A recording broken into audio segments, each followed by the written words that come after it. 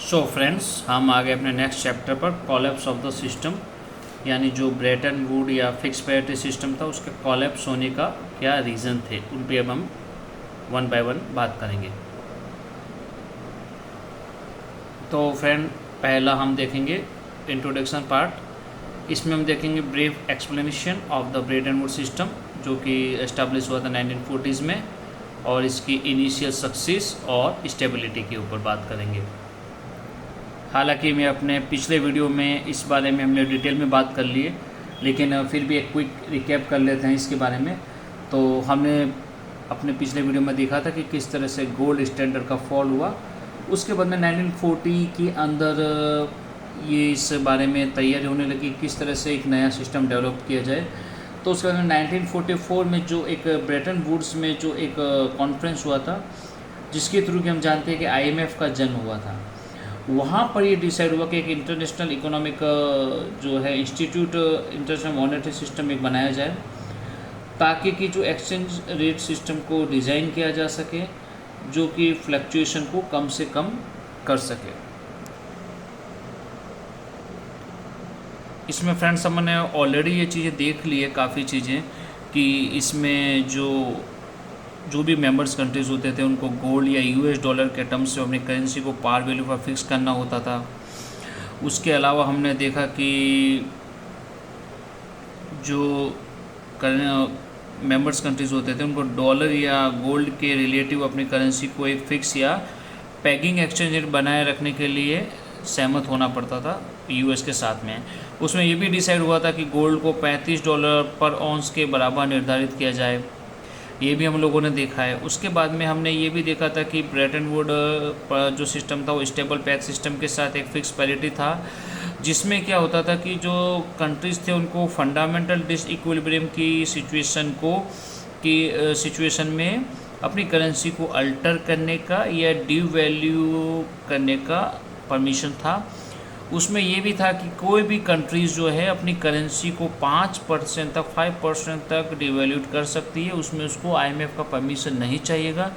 लेकिन अगर 5% से ऊपर जाता है तो उसमें हमको IMF का परमिशन लेना होता था। ठीक है, ये हमने पूरा डिटेल में हम देख चुके हैं कि क्या था, किस तरह से होता। अब हम अपने इस चैप्टर में देखेंगे कि ये क्यों कॉलेप्स हुआ। ये तो था इसका ब्रीफ इंट्रोडक्शन। ये भी फ्रेंड हम देख चुके हैं कि US डॉलर तो जो था उस समय ब्रेटन वुड सिस्टम के अंदर या फिक्स पैरिटी में एक इंटरवेंशन करेंसी बन गया था। ये एज गुड एज गोल्ड की तरह से ही था। ये वो इसको एक प्रिविलेज मिल गया था जो कि 1940s के आसपास जो इंग्लैंड के पाउंड को था। तो एक स्ट्रॉन्ग पोजीशन थी इसकी उस टाइम के अंदर। इवन कि सेंट्रल बैंक्स जो दूसरे कंट्रीज़ के थे वो भी डॉलर डिनोमिनेटेड सिक्योरिटीज़ को रिजर्व के तौर पे रखने लग गए थे। और US इकोनॉमी जो थी पोस्ट वर्ल्ड वॉर सेकंड एक बहुत स्ट्रॉन्ग पोजीशन बन गई थी, क्योंकि आप जानते हैं कि अमेरिका पूरी दुनिया का चौधरी बन चुका था उस समय, अगर हम हमारी स्थानीय भाषा में कहें तो इस तरह से परिस्थितियाँ काफ़ी हद तक US के पक्ष में थी। तो फ्रेंड्स, अब हमारा आ गया है कि ट्रैक बिगिन टू शो किस तरह से इसका कॉलेप्स हुआ। तो मैं आपको बताना चाहूँगा फ्रेंड्स कि इस सिस्टम ने 1940s के से 1960 के दौरान काफ़ी अच्छा परफॉर्म किया। US डॉलर ने इंटरवेंशन करेंसी के तौर पर काफ़ी अच्छा काम किया था। इट डिड डू वेल, क्योंकि it was as good as gold. और लेकिन फिर भी ये कॉलेप्स हुआ। कॉलेप्स होने के रीज़न में हम वन बाय वन डिस्कस करेंगे।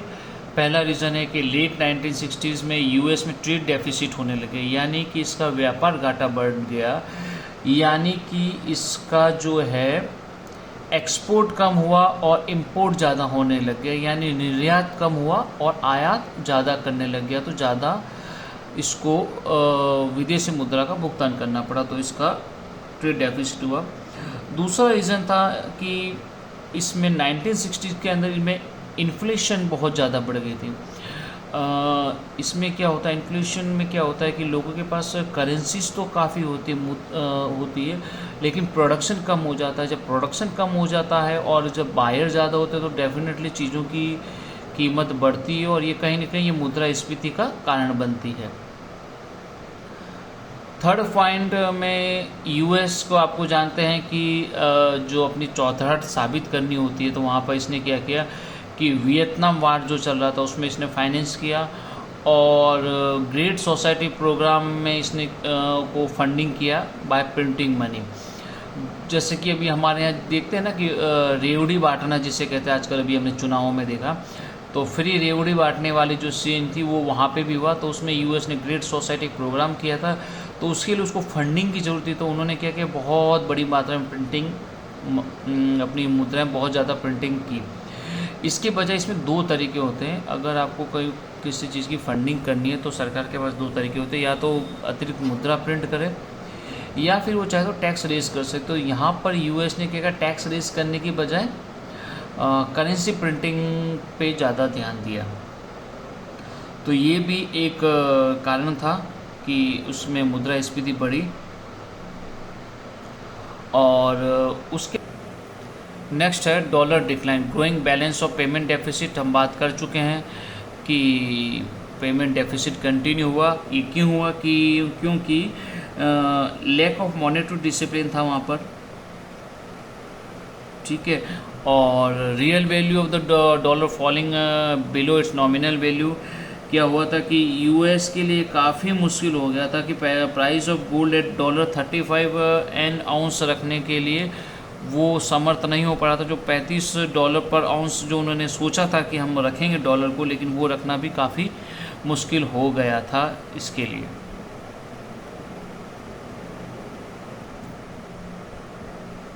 नेक्स्ट है हमारा erosion of confidence in gold, sorry I mean to say dollar. तो इसमें क्या हुआ था कि central bank converting dollar denominated securities in gold.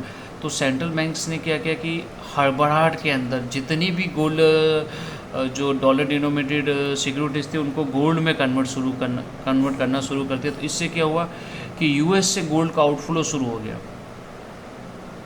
और डॉलर इसी खतरनाक यानी विशियस सर्कल ने डॉलर को, इसकी जो एक्चुअल कीमत थी वो प्राइस गिरने लगी, और आम लोगों में इसका कॉन्फिडेंस खो गया कि डॉलर का एक जो डॉलर का एक वजूद था, एक कॉन्फिडेंस था डॉलर में लोगों को कि yes dollar is as good as gold. वो कहीं ना कहीं इसमें काफ़ी उसको, इसकी जो एक छवि थी या एक इमेज थी, उसको काफ़ी नुकसान हुआ।